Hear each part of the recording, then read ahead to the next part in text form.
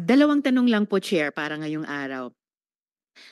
Una po, I note that a huge chunk of the OVP's 2025 operations budget, 1.909 billion pesos, will be used for the delivery of socio-economic programs, such as one medical and burial assistance program. This supplements other healthcare programs of the government to assist indigent individuals and families. For 2025, 771.445 million will be allocated for the program.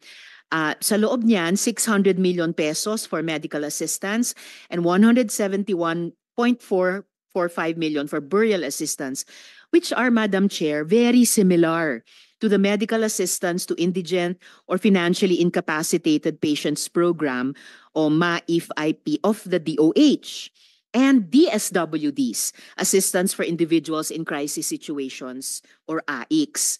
Pangalawa, disaster operations, which aims to provide relief goods to disaster-stricken areas not commonly reached by other agencies.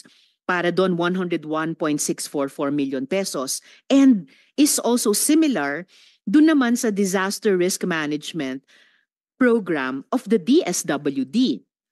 Third, relief for individuals in crisis and emergencies, or providing food boxes or food items to families who are ineligible for OVP's other services. So 50 million pesos, which is also similar to DSWD's AICS. And last, Magnegosyo Taday, livelihood assistance for those with entrepreneurial skills, 150 million pesos, which is also similar to DOLES naman, Integrated Livelihood Program o DLIP. So, ang tanong ko po dito, Madam Chair, anong nag-lead sa OVP na mag-consider na i-launch yung ganitong programs? May ginawa bang studies para suportahan yung pagkakaroon ng ganitong programs na parallel naman sa katulad at existing programs ng iba't iba nating line agencies, Madam Chair?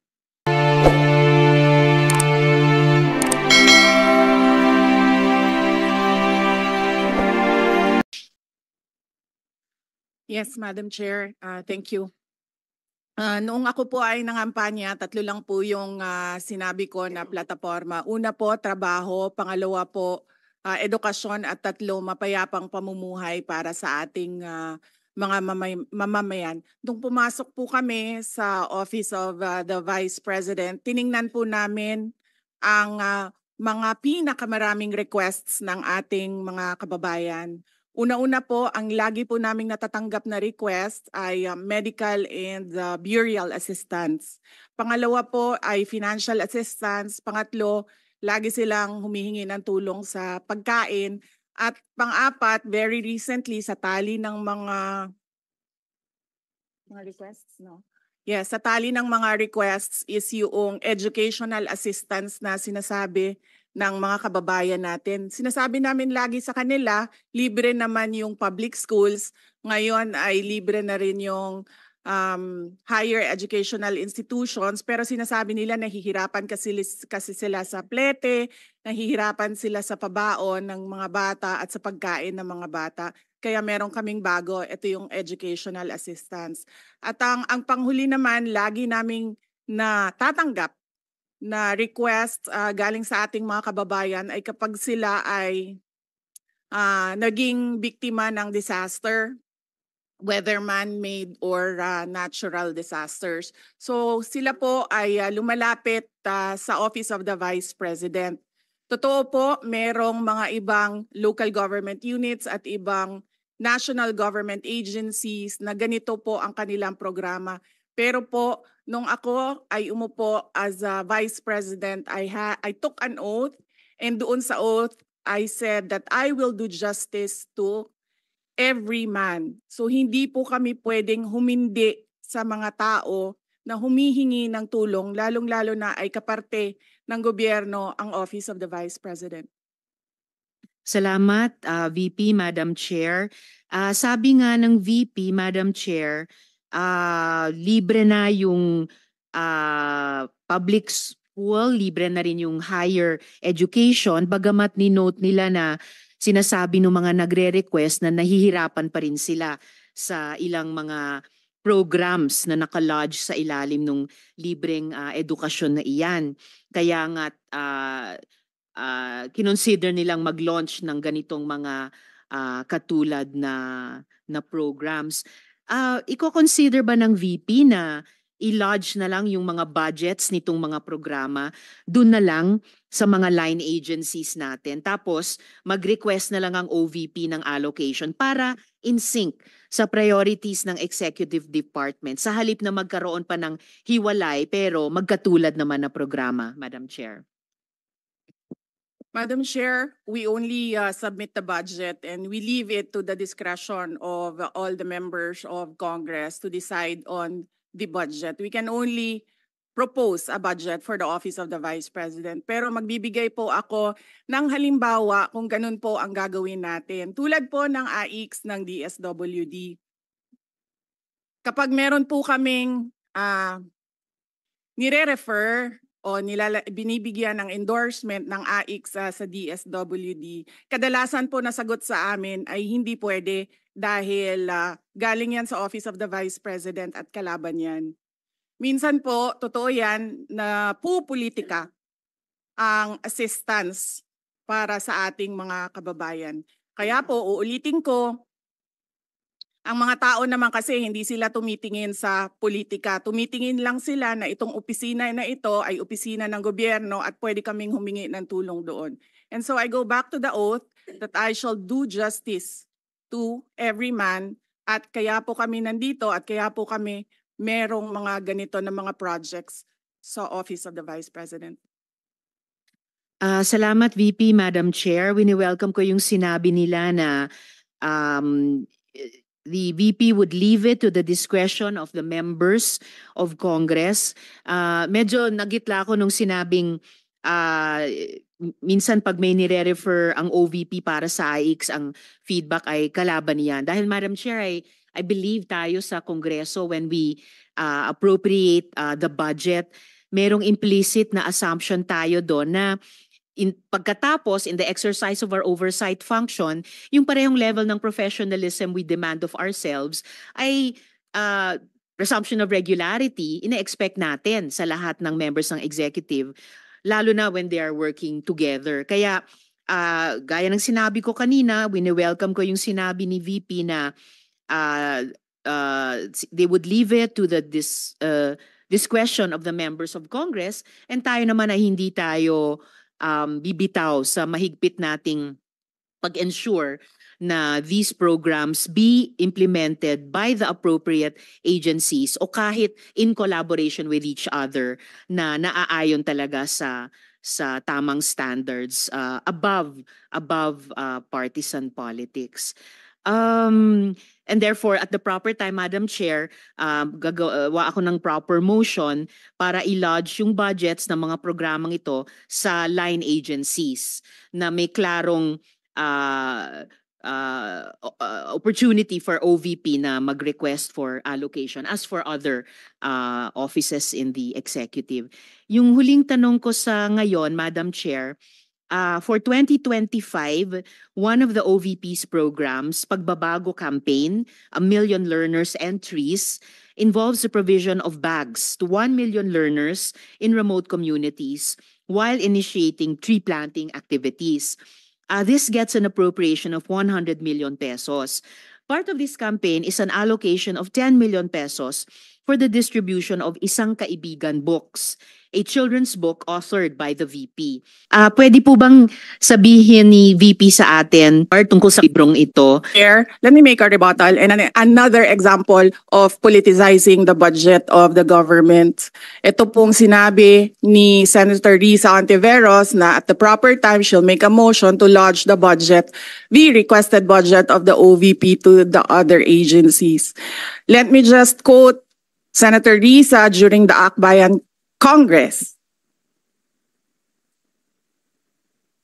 Alam ko po na ang daming kalat ni Duterte na hirap tayong linisin. Ang kadiliman noong panahon niya ay talaga namang nanuot sa ating lipunan para man sa na napakahirap tanggalin at habang ang anak niya ay may kapangyarihan pa, hindi magiging madali ang ating laban. While VP Sara is in power, the threat of a full-blown Duterte comeback is still a very real and present danger. For one, they are supported by one major superpower, China. So that is an example of politicizing the budget of the government. May we request, Madam Chair, that Senator Risa Ontiveros repeat the last question. I will certainly, if you request, Madam Chair, repeat my question dahil walang kinalaman sa kasasabi lang ng VP ngayon. Alam nating lahat na miyembro ng iba't ibang partido, yung speeches natin sa ating mga kamiyembro sa mga party congresses ay hiwalay na event dito sa budget debates. So, I really take exception dun sa sinabi ni VP na rebuttal iyan dahil halimbawa ito sa politicizing. In fact, wala akong tinanong tungkol sa China o kahit sino pa mang ibang bansa dito sa budget hearing na to. I am asking about yung national budget na ipapasa natin sa Kongreso para sa bansang Pilipinas sa taong 2025. At ang pangalawang at huling tanong ko sa ngayon, before I make at the proper time propose an amendment which may or may not be accepted by the chair and by the colleagues para nga mas i-align ang mga kaperahan natin lalo na't masikip ang fiscal space natin dun sa mga appropriate programs sa appropriate agencies na malayang-malaya ang OVP makipag-partner sa kanila tulad ng sino pang opisina sa executive.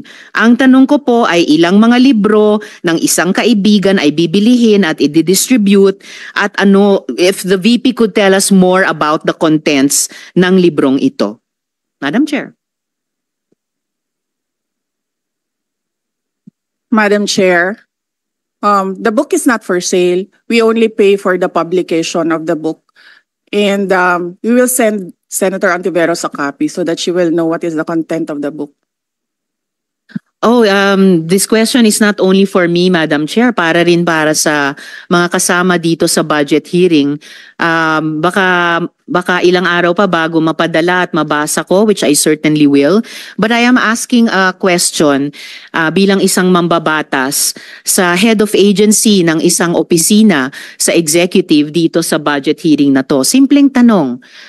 Tell us more about the book, isang kaibigan, at ilang kopya nito ang bibilihin ng gobyerno sa halagang 10 milyong piso at i-distribute sa kasama ng mga bags sa 1 million learners sa remote communities. Madam Chair.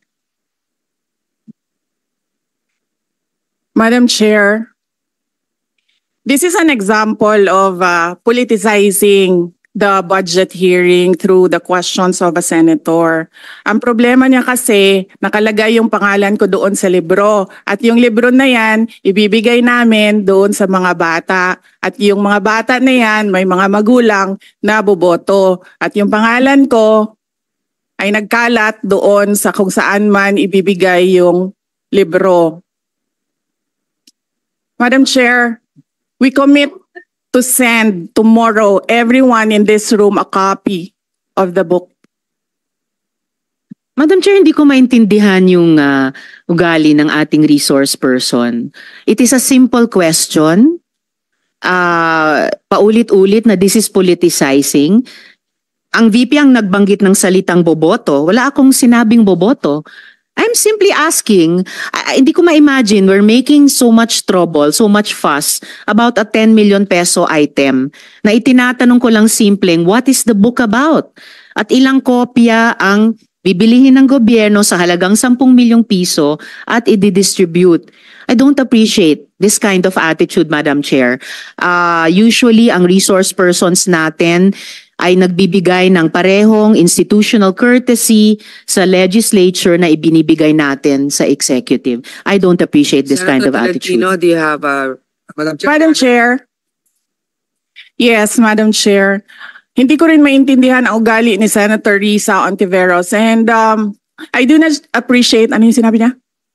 I do not appreciate this kind of behavior and attitude. Madam Chair, Noong 2016, tumatakbo si Senator Risa Ontiveros na senator, nakailang talo na siya. So, Dalawa, Madam Chair. okay, dalawa. Natatakot siya sa pangatlong talo niya, kaya pumunta siya sa Davao. Humingi siya ng tulong. Tinulungan siya ng isang kagawad ng Davao na ngayon hindi na siya sinusuportahan. Humingi siya ng tulong sa akin, thinking na hindi mananalo si President Rodrigo Duterte. Kinausap niya ako ng kinausap doon sa law office ko sa Davao City. Sabi ko sa kanya, o sige, tutulungan kita. Chinika niya ako ng chinika. Tapos umalis siya. Siyempre, hindi naman siya tumutulong kay Pangulong Duterte. Hindi din totoo yung sinabi ko na tutulungan kita. Tinext niya ako. Pwede ba akong mag-follow up sa hinihingi kong tulong sa boto dyan sa Davao City? So sabi ko sa kanya, okay, sige. So, tinawagan ko at sinabihan ko at pinakiusapan ko ng pinakiusapan si former Congressman Milen Garcia. Sabi ko sa kanya, Kong, tulungan mo ito. Bigyan mo na lang ng ilang barangay mo at ilang mga leaders mo. Ayaw pa siya tulungan ni former Congressman Milen Garcia. Pinakiusapan ko ulit, Kong, please tulungan mo na lang. Nanalo na siya at nung nanalo siya, anong ginawa niya? Siya ang pinakaunang umatake kay President Rodrigo Duterte. Anong tawag sa ugaling ganito? With due respect to our resource persons and also our colleagues, I think this doesn't really. I understand there's history among all of us here, but I think that we should really stick to the budget. And I think this is just being very objective. I would like to ask also, since we're going to be furnished a copy tomorrow, we can look at it and evaluate what the content of the book is. But maybe just a general, we won't ask line by line, ano ba yung libro na yan? But tell me, is it for good manners and right conduct? That's fine. Is it science? Is it history? So maybe just a general one, so we can just answer it. Because I understand that every office will have its own advocacy and initiative. So, but then, I don't think it's also wrong for us to be curious what it is about. So just a general one. Any of the undersecretaries can tell me what the topic of the book is. Is it history? What is it? Madam Chair, the explanation is in the title, Isang Kaibigan. It's about friendship. Okay. Then that's for the record. It's about friendship. Madam Chair, just a last point. Okay. So kung sana ganun yung naging sagot sa simula pa, 'di ba? Napakasimple. Simpleng tanong, dapat simpleng sagot. Nagkwento pa ng kwento na sinabi dati na walang kinalaman sa tanong ko. Just for the record, as a last point, Madam Chair, this is public funds and we're making inquiries about them. Budget hearing po ito. Hindi po lahat about you. Pera po ito ng taong bayan. Okay. For the record, I Madam think that Chair. is Thank